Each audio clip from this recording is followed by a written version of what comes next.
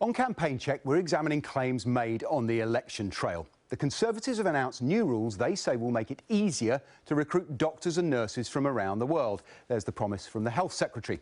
The NHS in England employs 1.2 million staff from at least 212 countries. This is the top 10. You can see that India, the Philippines and Ireland are the biggest contributors after the UK, but there are 6 EU nations in here too. But even this global workforce isn't enough to keep up with demand.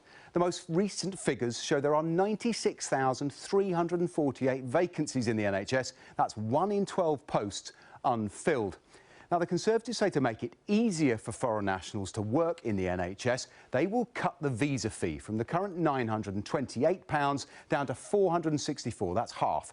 Overseas workers will still have to pay £400 a year to cover their own health care, but will be able to pay it through their wages.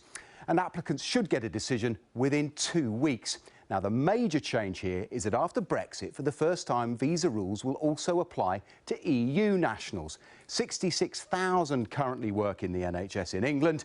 That's 5.5% of the total, 9.5% of doctors and 6.4% of nurses. They won't need a visa now if they have settled status, but for new joiners from the EU, getting permission to work in the NHS will be harder and more expensive than it is today.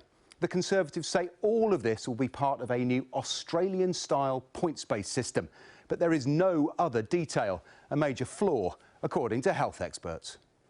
It's not completely clear whether or not today's announcement will mean that it's easier than it is now to get staff in from outside the EU. It doesn't sound as if it will be easier to get staff in than it is now from within the EU. So it's that lack of detail that's a major concern. And then there's the fact that it doesn't seem to have applied to social care in terms of the policy we've heard about today. The social care sector offers vital support to the NHS. 1.5 million people work in this area and 17% of them are from overseas. And there is no detail on how they will access the UK in future under a points-based system.